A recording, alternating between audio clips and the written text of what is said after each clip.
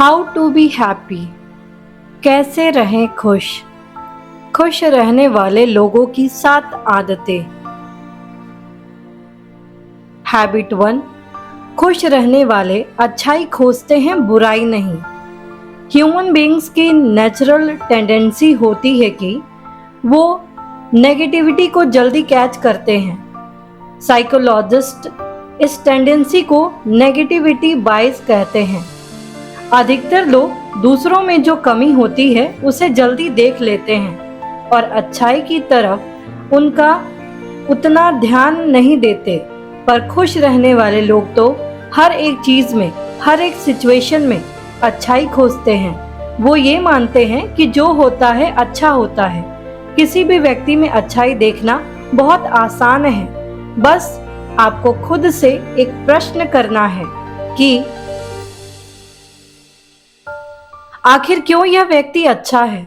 और यकीन जानिए, आपका मस्तिष्क आपको ऐसी कई अनुभव और बातें गिना देगा कि आप उस व्यक्ति में अच्छाइयां दिखने लगेंगी। एक बात और, आपको अच्छाई सिर्फ लोगों में ही नहीं खोजनी है, बल्कि हर एक सिचुएशन में आपको पॉजिटिव रहना है और उसमें क्या अच्छा है ये देखना है। फॉर एग्जाम्पल, अगर आप किसी जॉब इंटरव्यू में सेलेक्ट नहीं हुए तो आपको ये सोचना चाहिए कि शायद भगवान ने आपके लिए उससे भी अच्छी जॉब रखी है, जो आपको देर सबेर मिलेगी और आप किसी अनुभवी व्यक्ति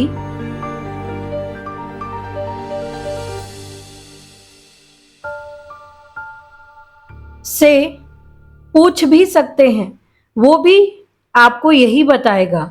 हैबिट नंबर 2। खुश रहने वाले माफ करना जानते हैं और माफी मांगना भी। हर किसी का अपना अपना ईगो होता है जो जाने अनजाने औरों द्वारा हर्ट हो सकता है। पर खुश रहने वाले छोटी मोटी बातों को दिल से नहीं लगाते। वो माफ करना जानते हैं, सिर्फ दूसरों को नहीं बल्कि खुद को भी। और इसके उलट, यदि ऐसे लोगों से कोई गलती हो जाती है तो वो माफी मांगने से भी नहीं कतराते। वो जानते हैं कि व्यर्थ का ईगो उनकी लाइफ को कॉम्प्लेक्स बनाएगा, इसीलिए वो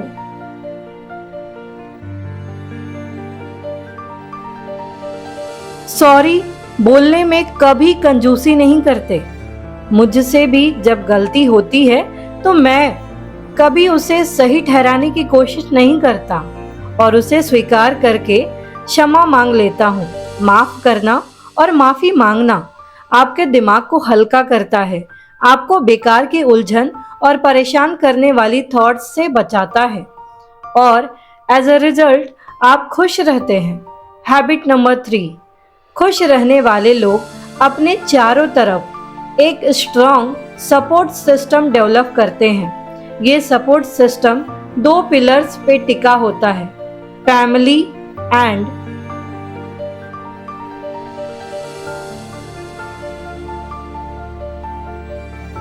friends. It means F and F. जिंदगी में खुश रहने के लिए एफ एंड एफ का बहुत बड़ा योगदान होता है। भले आपके पास दुनिया भर की दौलत हो, शोहरत हो, लेकिन अगर फैमिली एंड फ्रेंड्स नहीं है तो आप ज्यादा समय तक खुश नहीं रह पाएंगे।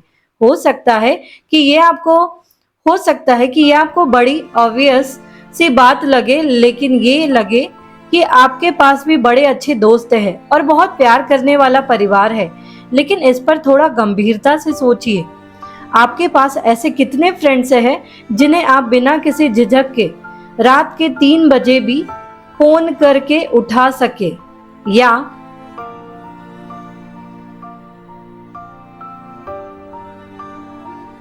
कभी भी फाइनेंशियल हेल्प ले सके। फैमिली एंड फ्रेंड्स को कभी भी फॉर ग्रांटेड नहीं लेना चाहिए। एक स्ट्रॉन्ग रिलेशनशिप बनाने के लिए आपको अपने हितों से ऊपर उठकर देखना होता है, दूसरे की केयर करनी होती है और उन्हें जेन्युइनली लाइक करना होता है। जितना हो सके अपने रिश्तों को बेहतर बनाएं। छोटी छोटी चीजें जैसे कि बर्थडे विश करना, बधाई देना, सच्ची प्रशंसा करना, मुस्कुराते हुए मिलना, गर्मजोशी से हाथ मिलाना, गले लगना, आपके संबंधों को प्रगाढ़ बनाता है, और जब आप ऐसा करते हैं तो बदले में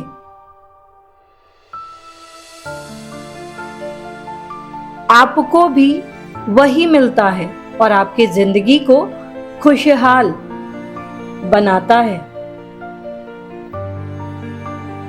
हैबिट नंबर 4, खुश रहने वाले लोग अपने मन का काम करते हैं या जो काम करते हैं उसमें मन लगाते हैं। यदि आप अपने इंटरेस्ट का, अपने मन का काम करते हैं तो डेफिनेटली वो आपके हैप्पीनेस परसेंट को बढ़ाएगा। लेकिन ज्यादातर लोग इतने लकी नहीं होते। उन्हें ऐसी जॉब या ऐसे बिजनेस में लगना पड़ता है जो उनके इंटरेस्ट के हिसाब से नहीं होती। पर खुश रहने वाले लोग जो काम करते हैं उसी में अपना मन लगा लेते हैं, भले ही पैरेलली वो अपना पसंदीदा काम पाने का प्रयास करते रहें। मैंने कई बार लोगों को जहां जॉब करते देखा है, उस कंपनी की बुराई करते सुना है, अपने काम को दुनिया का सबसे बेकार का काम कहते सुना है। ऐसा करना आपकी लाइफ को और भी डिफिकल्ट बनाता है। खुश रहने वाले अपने काम की बुराई नहीं करते, वो उसके सकारात्मक पहलुओं पर फोकस करते हैं और उसे एंजॉय करते हैं। मगर यहाँ मैं यह जरूर कहना चाहूंगा कि यदि हम दुनिया के सबसे खुशहाल लोगों को देखें तो वो वही लोग होंगे जो अपने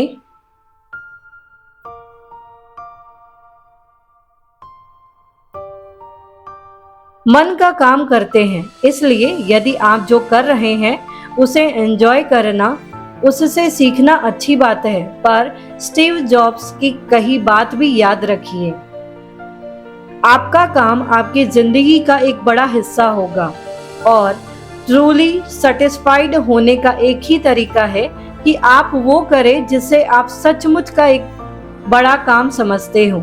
और बड़ा काम करने का एक ही तरीका है कि आप वो करें जो करना आप एंजॉय करते हो।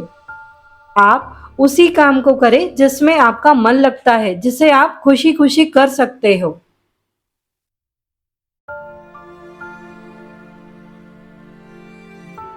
हैबिट नंबर 5, खुश रहने वाले हर उस बात पर यकीन नहीं करते जो उनके दिमाग में आती है। साइंटिस्ट के अनुसार हमारा ब्रेन हर रोज 60,000 थॉट्स प्रोड्यूस करता है और एक आम आदमी के केस में इनमें से अधिकतर थॉट्स नेगेटिव होती है। अगर आप डेली अपने ब्रेन को हजारों नेगेटिव थॉट्स से फीड करेंगे तो खुश रहना तो मुश्किल होगा ही। इसीलिए खुश रहने वाले व्यक्ति दिमाग में आ रहे बुरे विचारों को अधिक देर तक पनपने नहीं देते। वो बेनिफिट ऑफ डाउट देना जानते हैं। वो जानते हैं कि हो सकता है जो वो सोच रहे हैं वो गलत हो, जिसे वो बुरा समझ रहे हैं वो अच्छा हो। ऐसा करके इंसान रिलैक्स हो जाता है। दरअसल हमारी सोच के हिसाब से ब्रेन में ऐसे केमिकल रिलीज होते हैं जो हमारे मूड को खुश या दुखी करते हैं। जब आप नकारात्मक विचारों को सच मान लेते हैं तो आपका ब्लड प्रेशर बढ़ने लगता है और आप टेंस हो जाते हैं। वही दूसरी तरफ जब आप उस पर डाउट कर देते हैं तो आप अनजाने में ही ब्रेन को रिलैक्स रहने का सिग्नल दे देते हैं।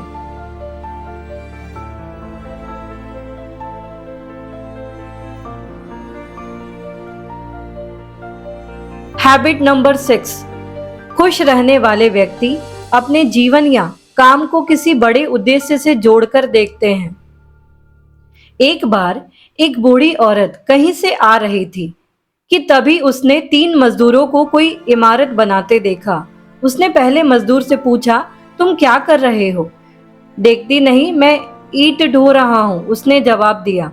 फिर वो दूसरे मजदूर के पास गई और उससे भी वही प्रश्न किया, तुम क्या कर रहे हो? मैं अपने परिवार का पेट पालने के लिए मेहनत मजदूरी कर रहा हूँ, उत्तर आया। फिर वह तीसरे मजदूर के पास गई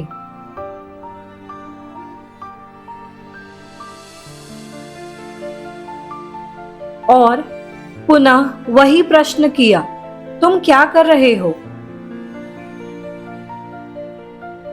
उस व्यक्ति ने उत्साह के साथ उत्तर दिया, मैं इस शहर का सबसे भव्य मंदिर बना रहा हूं। आप अंदाजा लगा सकते हैं कि इन तीनों में से कौन सबसे अधिक खुश होगा। इस मजदूर की तरह ही खुश रहने वाले व्यक्ति अपने काम को किसी बड़े उद्देश्य से जोड़कर देखते हैं और ऐसा करना वाकई उन्हें अपार खुशी देता है।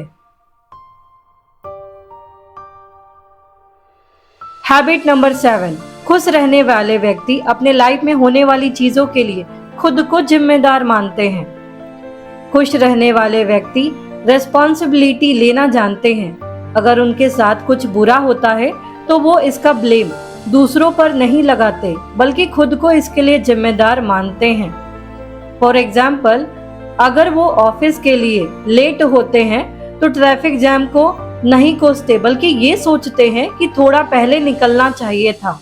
अपनी सक्सेस का क्रेडिट दूसरों को भले दे दे, लेकिन अपनी फेलियर के लिए खुद को ही जिम्मेदार मानते हैं। जब आप अपने साथ होने वाली बुरी चीजों के लिए दूसरों को दोष देते हैं तो आपके अंदर क्रोध आता है, पर जब आप खुद को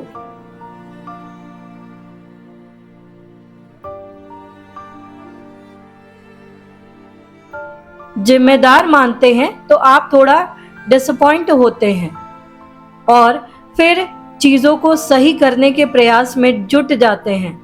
मैं खुद भी अपनी लाइफ में होने वाली हर एक अच्छी बुरी चीज के लिए खुद को जिम्मेदार मानता हूँ।